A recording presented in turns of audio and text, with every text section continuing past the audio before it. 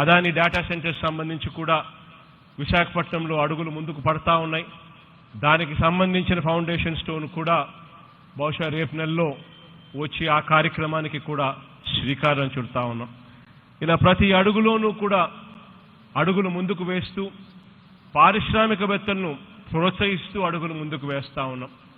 ఇక్కడ మీ అందరితో కూడా నేను చెప్పుకొచ్చేది ఒకటే, ఒకవైపున వాళ్ళని మనం ప్రోత్సహిస్తూ అడుగులు ముందుకు వేయిస్తూ ఇక్కడ తీసుకొస్తా ఉన్నట్టుగానే మరోవైపున మీ తరపు నుంచి కూడా అదే రకమైన సహాయ సహకారాలు కూడా ఉండడం అంతే అవసరం అన్నది మాత్రం మర్చిపోకూడదు.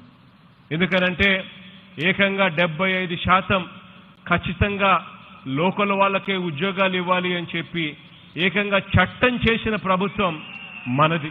ఆ చట్టం చేస్తూ ఉండగానే ఆ చట్టంతో పాటు మనందరి మీద కూడా ఒక బాధ్యత, ఒక రెస్పాన్సిబిలిటీ కూడా మన భుజస్కంధాల మీద ఉంది అన్నది కూడా మనం మర్చిపోకూడదు.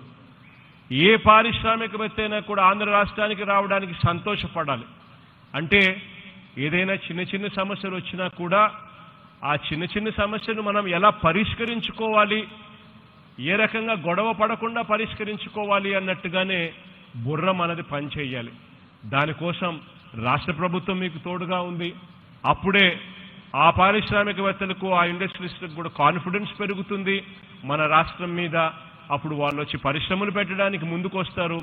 మన పిల్లలకి ఇక్కడ పుష్కలంగా మన వాళ్ళందరూ కూడా మంచివాళ్ళు, బాగా కష్టపడి పనిచేసే వాళ్ళు, ఎటువంటి ప్రాబ్లమ్స్ కూడా క్రియేట్ చేయని వాళ్ళు అనేది ఎప్పుడైతే వాళ్ళ మనసుల్లో ఎప్పుడైతే బుర్రలోకి ఎక్కుతుందో అప్పుడు ఇంకా ఇంకా ఎక్కువ పెట్టుబడులు మన రాష్ట్రంలోకి వస్తాయి.